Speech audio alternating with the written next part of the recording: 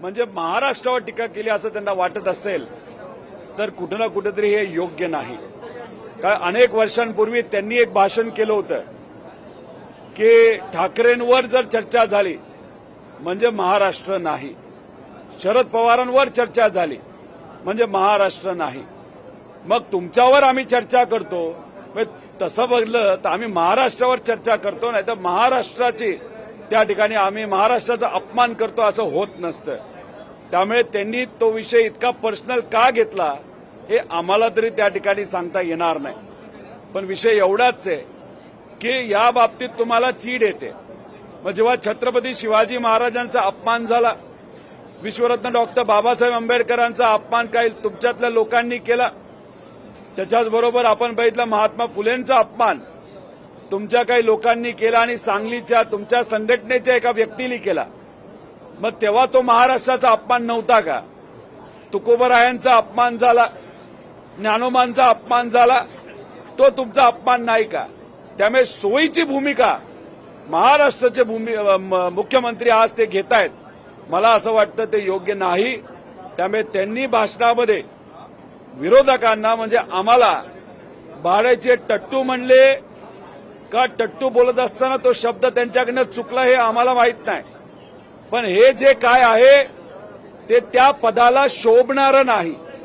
आम्ही या मुख्यमंत्री साहेबांकडे म्हणजे देवेंद्र फडणवीस साहेबांकडे एक अभ्यासू वकील असणारा एक नेता त्या ठिकाणी बघत असतो आणि त्यांच्याकडनं शब्दाचा खेळ आणि विरोधकांना म्हणजे या जगात, या भारतामध्ये, या राज्यामध्ये लोकशाही राहावी यासाठी आपण सर्वजण प्रयत्न करतो. आणि आम्ही जर भूमिका या सरकारच्या विरोधात मांडत असतो आणि आम्हाला अशा शब्दात त्याचा उल्लेख करत असतील तर हे योग्य नाही, हे महाराष्ट्राला न शोभणार आहे असं आमचं मत आहे.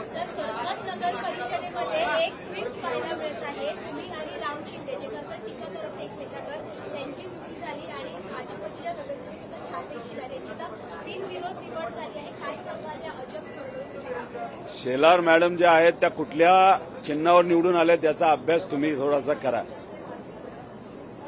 महाराष्ट्रातले विषय मांडत असताना, शेतकऱ्यांचे विषय मांडत असताना, युवांचे विद्यार्थ्यांचे विषय मांडत असताना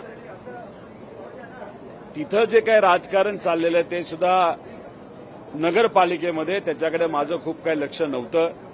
तिथे असणाऱ्या आमच्या सगळ्या नगरसेवकांनी तो घेतलेला निर्णय आहे. पण ज्या अध्यक्ष झाल्यात त्या काय भाजपच्या पक्षावर अध्यक्ष त्या ठिकाणी झालेत नाही, तर भाजपच्या चिन्हावर निवडून आलेले नाहीत. त्यामुळे तिथल्या लोकल राजकारणामध्ये आत्ता तरी मी काही लक्ष दिलेलं नाही. प्रकरणामध्ये तुम्ही कसं बघता? अद्याप त्या आरोपी जो आहे तो ठाण्याला त्याला सुरतमध्ये नेण्यात आलेला आहे, काय आढावा? पोलिसांकडनं वाचवलं जात आहे? एक तर आम्ही जाऊसपर्यंत 3 लोकांना अटक झाली होती. पण हा जो कॉर्पोरेटर आहे नगरसेवक म्हात्रे, जो गुंड प्रवृत्तीचा आहे, त्याला तोपर्यंत अटक झाली नव्हती. कहर बघा, आमदारांना खासदारांना सिक्युरिटी दिली जाते, पण हा म्हात्रे ज्याच्यावर अनेक केसेस आहेत चुकीच्या प्रवृत्तीचा नाहीतर क्रिमिनल प्रवृत्तीचा हा व्यक्ती, त्याला सुद्धा पोलिसांनी तिथं सिक्युरिटी आधीपासून दिली होती आणि तो सापडत नव्हता असं ते सांगतात. पण सकाळ सकाळ म्हणजे मी जाण्यापूर्वी सकाळी मीडियांशी त्यांनी चर्चा केली होती. आम्ही गेलो, आम्ही अल्टिमेटम दिला, डॉक्टरांनी अल्टिमेटम दिला. त्या दिवशी संध्याकाळपर्यंत त्याला ताब्यात घेतलं नाही तर दुसऱ्या दिवशी आम्ही आंदोलन करू आणि बस शेवटी संध्याकाळी 4-5 वाजता त्याला ताब्यात घेतलं. आता त्यांनी काय केलं होतं तर डॉक्टरांना मारलं होतं, डॉक्टरांना खालच्या लेवलला जाऊन शिवीगाळ केली होती. आणि मग शेवटी जेव्हा त्याला पोलिसांनी पकडलं त्याने काय सांगितलं, अरे माझ्या छातीत दुखायला लागले. आणि मग तो गेला दवाखान्यात. म्हणजे कोणाकडे गेला? डॉक्टरांकडेच गेला ना. खरंच त्याला आरोग्याची अडचण असेल तर डॉक्टर सेवा देतील, पण खोटं नाटक करून जेलमध्ये जाऊ नये म्हणून डॉक्टरांचं त्यांनी नाहीतर दवाखान्यात जाण्याचा तो प्रयत्न केला असेल तर तिथले असणारे डॉक्टरांनी खरा रिपोर्ट द्यावा आणि त्याला ताबडतोब जेलमध्ये टाकण्याची खरं तर जरूरत आहे. पण आमचं मत आहे त्याच्या पाठीमागे शासनातले मोठे नेते असल्यामुळे त्याला बर्खास्त दिला जातोय. मला असं वाटतं लवकरात लवकर त्याला जेलमध्ये टाकून तो विषय त्या ठिकाणी संपवावा. मंत्री मंगलप्रभात लोढा यांनी एक वादग्रस्त वक्तव्य केलं आहे की भारत शेतीमुळे नाही तर स्टार्टअपमुळे सोनेकी चिड्या म्हणून ओळखला जातो. शेतीचं कुठलंही योगदान नाही, केवळ स्टार्टअपमुळे लोढा साहेबांना म्हणाव, मग तुम्हाला महाराष्ट्र कळला नाही आणि देश सुद्धा तिथं कळलेला नाही. आज सोशल मीडियावर जे चाललंय आणि ते बघितल्यानंतर तुम्ही जर म्हणत असाल स्टार्टअपमुळे हा देश घडलाय, हे म्हणजे खरं तर हास्यास्पद आहे. कदाचित त्यांचं अज्ञानच त्या बाबतीतलं आपल्याला असं म्हणावं लागेल. कारण का आपला देश हा कृषीप्रधान आहेच. या देशातला शेतकरी कष्ट करतो म्हणून या देशातले लोक हे कुठंतरी अन्न खाऊ शकतात. नाहीतर तेलही आपल्याला इम्पोर्ट करावं लागते, बऱ्याच काही गोष्टी आपल्याला इम्पोर्ट कराव्या लागतात.